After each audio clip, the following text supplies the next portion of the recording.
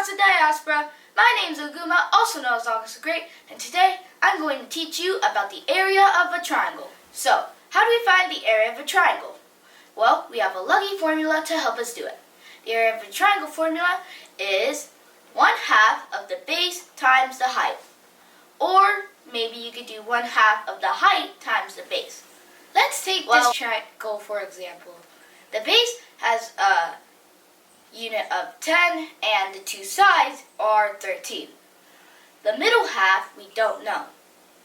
How do we find the area? Well, thanks to our formula, area equals 1/2 base times height.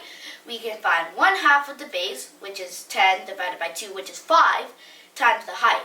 But the height is not 13. That is the slant height. We want to find the height from top to bottom. That is our height, and it must be perpendicular or make a T with the base. So, how do we do this? Well, we use the Pythagorean triples.